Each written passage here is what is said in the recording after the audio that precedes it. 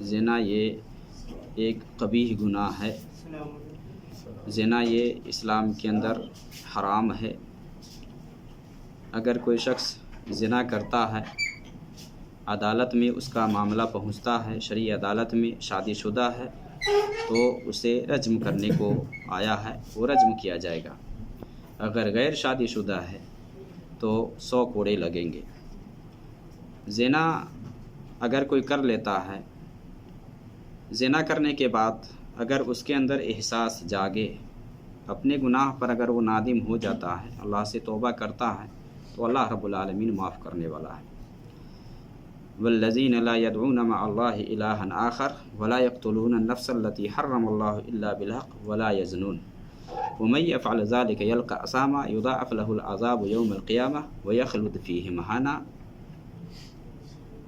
إلا من تاب وآمن وعمل صالحا فأولئك يبدل الله سيئاتهم حسنات، کہ اگر کوئی شخص اللہ کے ساتھ کسی اور کو نہیں پکارتا اور نہ تو کسی ایسے شخص کو قتل کرتا ہے جس کا قتل کرنا حرام کیا ہے، یعنی نہ حق کسی کی جان نہیں لیتا، اور نہ زنا کرتا ہے، تو اس کے بارے میں اللہ رب العالمین نے فرمایا کہ اگر یہ کام اگر کوئی کر لے، وَمَن يَفْعَلْ ذَلِكَ يَلْقَى أَثَامًا، تو اس کے لیے عذاب ہے۔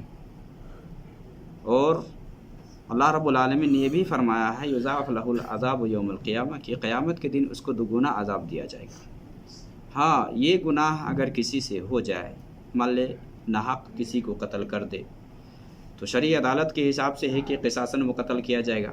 جو بھی معاملہ اگر کوئی توبہ کرتا ہے یا مان لے زنا کر لیتا ہے، زنا کرنے کے بعد اگر وہ توبہ کرتا ہے تو اللہ رب العالمین فرماتا ہے کہ اس کی برائیوں کو نیکیوں میں بدل دیتا ہے، یا برائیوں کو نیکیوں سے چینج کر دیتا ہے۔ الا من تاب وآمن وعمل صالحا فاولئک یبدل اللہ سیئاتہم حسنات، کہ ان کے نیکیوں کو اللہ رب العالمین نیکیوں کے ذریعے برائیوں کو ختم کر دیتا ہے۔ تو اگر زنا ہو جائے، کسی سے کوئی زنا کر لیتا ہے، توبہ کرتا ہے، تو اللہ رب العالمین معاف کرنے والا ہے۔ اللہ رب العالمین توبہ کو پسند فرماتا ہے اگر سچی توبہ کرتا ہے، تو دل سے اگر توبہ کرتا ہے، اور سچی توبہ سے یعنی توبۃ النصوح۔ توبۃ النصوح کا مطلب یہ ہے کہ آدمی فوری طور پر گناہ چھوڑ دے، جو ہوا ہے اس پر نادم ہو، شرمندہ ہو، آئندہ نہ کرنے کا عہد و پیمان کرے۔ یہ توبہ کی شرائط میں سے ہے کہ اس طرح سے اگر کوئی توبہ کرتا ہے تو اللہ رب العالمین معاف۔ تو اگر ایک شخص زنا کرتا ہے یا ایک عورت زانیہ ہے، زنا اس سے ہو گیا ہے، تو اس کے ساتھ نکاح کر سکتے ہیں یا نہیں کر سکتے ہیں، توبہ کرنے سے پہلے کی بات ہو رہی ہے۔ اور دیکھیے یہاں ایک بات یہ ذہن میں رکھے کہ ایک شخص اگر اس کا کنٹیکٹ کسی غیر عورت سے ہے، ناجائز طریقے سے ہے، ناجائز طریقے سے اس کا کنٹیکٹ ہے، مان لے جا کر کے بوس و کنار کیا ہے، لیکن اس کے ساتھ زنا نہیں ہوا ہے، زنا نہیں کیا ہے، صرف بات چیت ہے، یا مان لے بوس و کنار اوپر سے ظاہری طور پہ جو ہوتا ہے وہ کیا ہے، تو اس شخص کے ساتھ نکاح ہو سکتا ہے اگر زنا نہیں ہوا ہے۔ تب یہاں نکاح کرنے میں کوئی حرج کی بات نہیں ہے۔ اور دوسرا شخص یا دوسری عورت وہ ہے کہ اسے زنا کا صدور ہوا ہے، زنا ہو گیا ہے، زنا ہونے کے بعد اگر وہ شخص توبہ کر لیتا ہے یا وہ عورت توبہ کر لیتی ہے، تو یہاں بھی نکاح کرنے میں کوئی حرج کی بات نہیں ہے۔ پہلی قسم ہے کہ زنا ہوا ہی نہیں ہے، ہاں دونوں قریب گئے ہیں لیکن زنا نہیں ہوا ہے، وہاں نکاح کرنے میں کوئی مسئلہ نہیں ہے۔ دوسری قسم ہے کہ زنا ہوا ہے، زنا ہونے کے بعد توبہ کر لیے ہیں، تو پھر یہاں نکاح کرنے میں کوئی حرج کی بات نہیں ہے۔ اب بات یہاں آ جاتی ہے کہ زنا کا صدور ہوا ہے، چاہے مرد ہو یا عورت، زنا کر لیے ہیں اور زنا کرنے کے بعد توبہ نہیں کیے ہیں، تو ایسی صورت میں نکاح ہو سکتا ہے یا نہیں ہو سکتا ہے، یہاں علماء کے یہاں اختلاف پایا جاتا ہے کہ اگر ایک شخص زنا کیا ہے اور توبہ نہیں کیا ہے، یا ایک عورت زنا کیا ہے اس نے توبہ نہیں کی ہے، تو اس سے نکاح ہو سکتا ہے یا نہیں ہو سکتا ہے، تو یہاں علماء کے یہاں اختلاف پایا جاتا ہے۔ البتہ اتنا جان لینا چاہیے کہ زنا کار سے نکاح کرنا یہ حرام ہے، مومنوں کے اوپر حرام ہے، یا تو زنا حرام ہے یا زنا کار سے نکاح کرنا حرام ہے توبہ کیے بغیر۔ اور وہی اللہ رب العالمین نے سورہ نور کے اندر بیان فرمایا ہے الزانی لا ينکح الا زانیۃ او مشرکہ، کہ زانی مرد زانیہ عورت یا مشرکہ عورت سے ہی نکاح کرے گا، اور اسی کو پسند بھی کرتا ہے۔ اس طرح کی جو عورت ہوتی ہے زناکار یا مشرکہ ہے، اسی کو پسند کرتا ہے۔ اسی طرح سے وزانیۃ لا ینکحھا الا زانی مشرک، زانیہ عورت ہے تو وہ زناکار مرد یا مشرک مرد سے ہی وہ نکاح کرے گی۔ وہاں یہاں اللہ رب العالمین نے آگے فرمایا وحرم ذلک علی المؤمنین، کہ یہ مومنوں کے اوپر حرام ہے۔ کیا حرام ہے؟ اس کے دو مفہوم مفسرین ذکر کرتے ہیں۔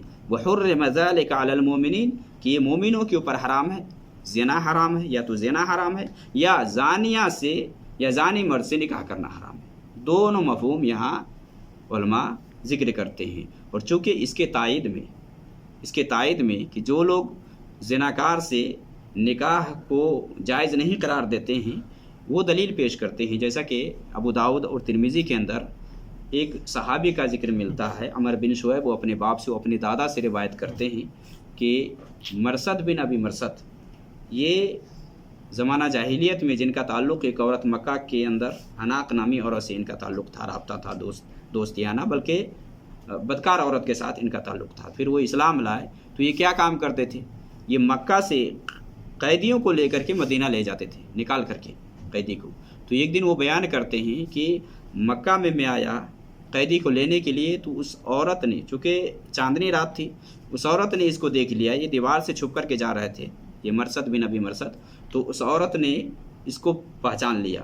تو اس نے کہا کہ مرثد ہو؟ تو اس نے کہا کہ ہاں میں مرثد ہوں۔ تو اس عورت نے کہا کہ آؤ آج کی رات میرے پاس گزارو۔ تو اس نے کہا کہ عناق، تمہیں پتہ ہے کہ اسلام میں زنا یہ حرام ہے، زنا یہ حرام ہے۔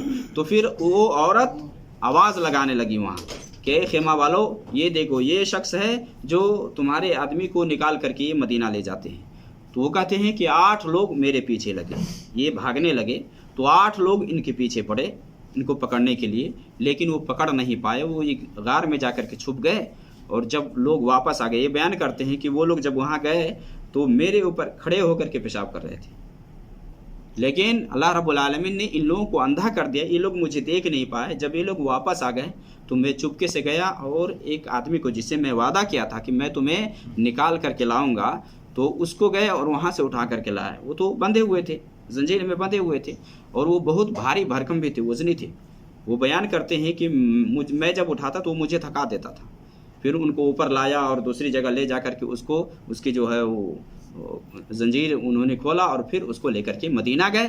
مدینہ جب گئے تو وہ نبی صلی اللہ علیہ وسلم کے پاس گئے، یہ مرثد بن ابی مرثد، یہ نبی صلی اللہ علیہ وسلم کے پاس گئے اور کہے کہ نبی صلی اللہ علیہ وسلم، ایک عورت مکہ کے اندر ہے، عناق ہے، جس کے ساتھ میرا غلط تعلق تھا پہلے، اسلام سے پہلے، تو کیا میں اس کے ساتھ نکاح کر لوں؟ میں اس کے ساتھ نکاح کر لوں؟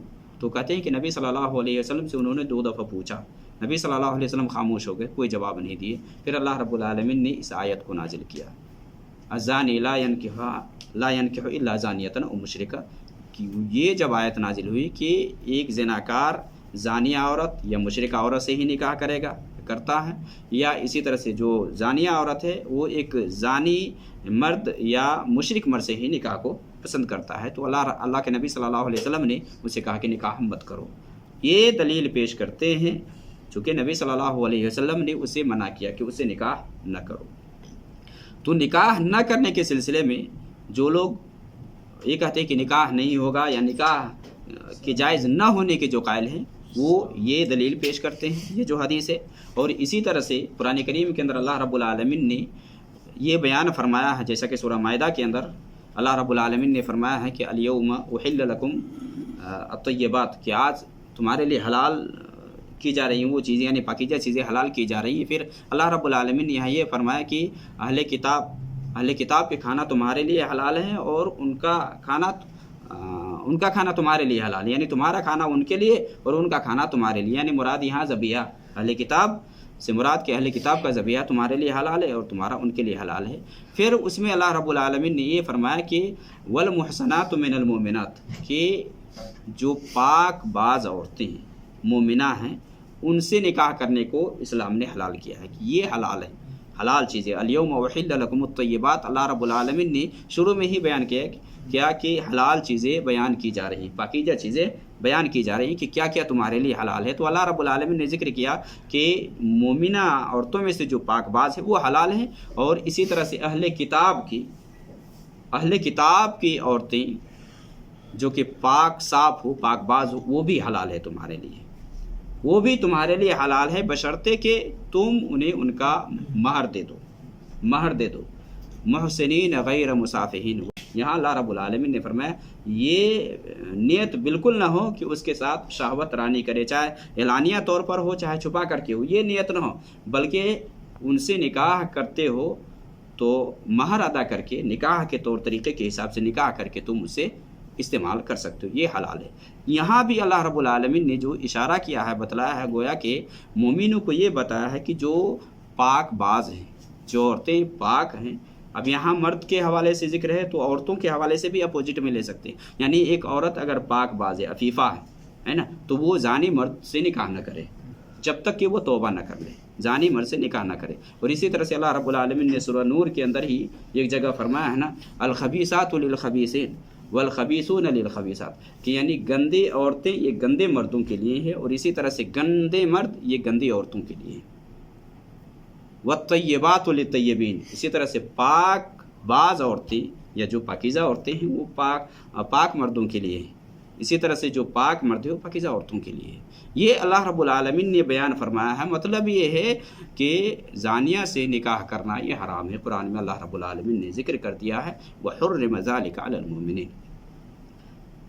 امام احمد بن حنبل یا علماء حنابلہ کے یہاں ہے کہ نکاح درست نہیں ہے، جائز نہیں ہے، بلکہ بعض نے یہ بھی کہا کہ اگر نکاح کر لیتا ہے تو نکاح اس کا نہیں ہوگا، جبکہ جمہور علماء کے یہاں، فقہاء کے یہاں یہ ہے کہ نکاح ہو جائے گا، کیونکہ آپ نکاح کے سلسلے میں اتنا جان لیں نکاح ہوگا نہیں ہوگا، لیکن اتنا تو ہونا چاہیے کہ یہ حرام ہے، اللہ تعالیٰ نے اس کو حرام کیا ہے کہ اس کے ساتھ نکاح کیا جائے۔ اگر کوئی شخص زنا کرتا ہے، اس سے اگر کوئی نکاح کرنا چاہے تو دو چیزوں کے بارے میں کم سے کم پتہ لگائے۔ ایک چیز تو یہ ہے کہ اگر عورت ہے، زنا کیا ہے اس نے، تو اس کا پیٹ صاف ہونا چاہیے۔ رحم کے بارے میں استبراء رحم، دو چیزوں کا علماء شرط لگاتے ہیں نکاح کرنے سے پہلے۔ ایک تو ہے کہ اس کا پیٹ خالی ہو، ایسا نہ ہو کہ اس کے پیٹ میں بچہ ہو اور پھر جا کر کے اس سے کوئی نکاح کر لے، یعنی کسی اور سے حامل سے، یا اسی شخص سے جس سے اس نے زنا کیا ہے پھر وہ نکاح کرتا ہے، تو یہ صحیح نہیں ہے جب تک کہ اس کا رحم صاف نہ ہو جائے، پاک نہ ہو جائے۔ اور دوسری چیز ہے کہ وہ توبہ کر لے۔ اگر پتہ ہے کسی کے بارے میں کہ اس نے زنا کیا ہے، تو اس سے جب تک توبہ کے بارے میں پتہ نہ چل جائے کہ اس نے توبہ کر لی ہے، تب تک اسے نکاح نہیں کرنا چاہیے۔ نہ تو اپنی بیٹی کو اس کے نکاح میں دینا چاہیے، یا کوئی لڑکی ہے اس نے زنا کیا ہے تو اس سے کسی مومن کو نکاح نہیں کرنا چاہیے۔ کیوں؟ کیونکہ اللہ رب العالمین نے بیان فرما دیا ہے کہ الخبیثات للخبیثین۔ یہاں مسئلہ بالکل واضح ہے کہ جو گندی عورتیں ہوتی ہیں نا، وہ گندے کو ہی پسند کرتی ہیں، گندے کو، اور جو گندے مرد ہوتے ہیں وہ گندی عورتوں کو ہی پسند کرتے ہیں، ان کو پاک باز۔ اور یہاں آدمی یہ کہہ سکتا ہے کہ بسا اوقات ایسا ہوتا ہے کہ بہت ساری عورتیں جو پاک باز ہوتی ہیں، زنا ان سے نہیں ہوا ہوتا ہے، یا بہت سارے مرد ایسے ہوتے ہیں جو بالکل پاک صاف ہوتے ہیں، زنا اسے نہیں ہوا ہوتا ہے، لیکن اس کے نکاح میں ایک ایسی عورت آ جاتی ہے جس سے زنا ہوا ہے، یا اس عورت کے نکاح میں ایک ایسا مرد آ جاتا ہے جس نے زنا کیا ہے۔ تو یہاں کیا مسئلہ ہے؟ یہاں مسئلہ کیا ہے؟ تو اس سلسلے میں علماء یعنی جو مفسرین ہیں وہ ذکر کرتے ہیں کہ یہاں زنا سے مراد یہ حقیقی یعنی نکاح سے مراد یہاں حقیقی نکاح نہیں ہے، بلکہ جمع مراد ہے۔ کہ اس طرح کے جو لوگ ہوتے ہیں، زنا کرنے والے جو ہوتے ہیں، وہ اپنے ہی جیسے کو پسند کرتے ہیں۔ مان لے فاسق و فاجر ہیں تو وہ اپنے جیسے کو ہی پسند کرتا ہے، ایسے کو ہی وہ اپنے لیے چاہت کرتا ہے، اور اپنی خواہش کو پوری کرنے کے لیے ایسے کے پاس ہی جاتا ہے۔ تو مراد یہ ہے کہ جو گندے لوگ ہوتے ہیں تو ان کی چوائس بھی اسی طرح کے لوگ ہوتے ہیں، یا اسی طرح کی عورتیں ہوتی ہیں جو کہ اپنے طور طریقے کے حساب سے جو چلنے والے ہوتے ہیں اسی کو ہی پسند فرماتے ہیں۔ تو اسلام نے زنا کو حرام کیا ہے، اور زنا کار سے نکاح نہیں کرنا چاہیے جب تک کہ اسے توبہ کے بارے میں پتہ نہ چل جائے کہ اس نے توبہ کر لی ہے۔ اگر توبہ کر لیتا ہے تو اللہ رب العالمین معاف کرنے والا ہے، اللہ رب العالمین غفور الرحیم ہے۔ تو یہ جو گناہ ہے یہ بہت خطرناک ہے، لہٰذا اس سے آدمی کو بچنا چاہیے۔